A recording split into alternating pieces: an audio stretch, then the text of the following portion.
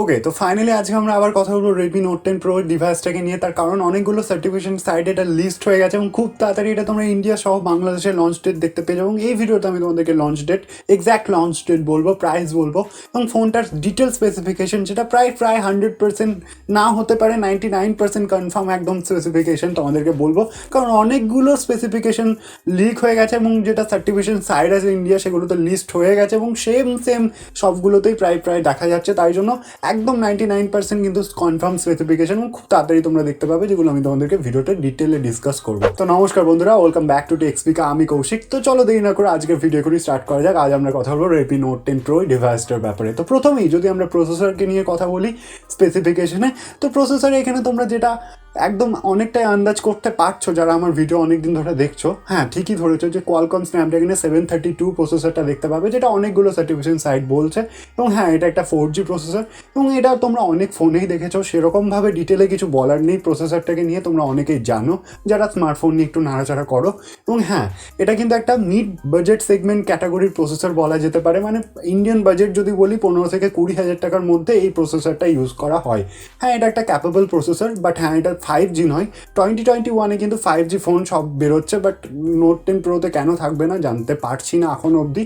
তো এটা কিন্তু একটা 4G ফোন হবে, এটা কনফার্ম হয়ে গেছে। এবং হ্যাঁ, এটা ইনিশিয়াল বেস ভেরিয়েন্ট তোমরা দেখতে পাবে 6GB র্যাম, 64GB স্টোরেজ, যেখানে LPDDR4X র্যাম টাইপ এবং এক্সপেক্ট করা হচ্ছে UFS 2.2 এর স্টোরেজ টাইপ তোমরা দেখতে পাবে। এরপর যদি ক্যামেরা লেন্সের কথা বলি, শুটারের কথা বলি, তো যেটা 108 মেগাপিক্সেলের কনফার্ম ক্যামেরা লেন্স ছিল সেটা কিন্তু এবারে ডিনে করা হয়েছে এবং সার্টিফিকেশন সাইট এটাই বলছে যে এখানে তোমরা 64 মেগাপিক্সেলের কোয়াড ক্যাম সেট আপ দেখতে পাবে। মানে জাস্ট 108 মেগাপিক্সেলটা যেটা ছিল সেটা 64 হয়েছে এবং বাকি লেন্সগুলো সেমই আছে। 8 মেগাপিক্সেলের যেটা আলট্রা ওয়াইড লেন্স, 2 মেগাপিক্সেলের ম্যাক্রো, 2 মেগাপিক্সেলের ডেপথ, এগুলো সেমই আছে। এবং হ্যাঁ, সেলফিতে তোমরা 32 মেগাপিক্সেলের সেলফি শুটার পেয়ে যাবে, পঞ্চলের মধ্যে, সিঙ্গেল পঞ্চলের মধ্যে থাকবে। ডিসপ্লে যদি কথা বলি তো এখানে অনেকটা আপডেট করা হয়েছে। এখানে তোমরা 6.67 ইঞ্চিসের ফুল HD+ IPS LCD প্যানেলের ডিসপ্লে দেখতে পাবে, কিন্তু ডিসপ্লে যেটা রিফ্রেশ রেট সেটা কিন্তু অনেকটা বাড়িয়ে দেওয়া হয়েছে। 120 হার্টজের রিফ্রেশ রেট করা হয়েছে। ইজিলি তোমরা ভালোভাবে পাবজি খেলতে পারবে। প্রসেসরটা খুব একটা খারাপ নয়, 4G প্রসেসর, এটাই যা একটা দোষ। বাকি প্রসেসরটা অবশ্যই খারাপ নয়, ভালোভাবে তোমরা 120 হায়ার রিফ্রেশ রেট আছে, তো দুটোকে কম্বাইন করে ভালোভাবে পাবজি বা গেমসের মজা নিতে পারবে, এ ব্যাপারে কোনো সন্দেহ নেই। তো ডিসপ্লেটা অবশ্যই ভালো। এবং এরপর যদি কথা বলি যে আরও এগিয়ে যায় ফোনটার ব্যাপারে, ফোনটার যদি অ্যান্ড্রয়েড ভার্সন অপারেটিং সিস্টেমের কথা বলি তো এটা অ্যান্ড্রয়েড 11-এ বেরোবে অবশ্যই, কারণ 2021 এটা, এবং MIUI 12 এটা রান করবে, এ ব্যাপারে কোনো সন্দেহ নেই। এবং হ্যাঁ, এরপর যদি বলি পোর্টসের কথা, 3.5 হেডফোন জ্যাক থাকবে, টাইপ সি পোর্ট থাকবে, এগুলো থাকবে।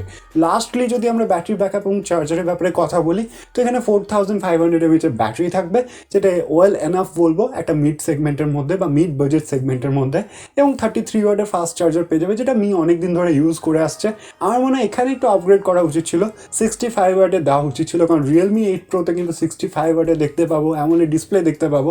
তো Realme কিন্তু গেমে বাজিমাত হয়ে যাবে অবশ্যই। যদি Xiaomi এই স্পেসিফিকেশনে লঞ্চ করে তো আমি বলবো যে চার্জারটা একটু ইমপ্রুভ করা দরকার ছিল। চার্জারটা কিন্তু অনেকটা কম লাগছে আমার আজকের দিনে দাঁড়িয়ে।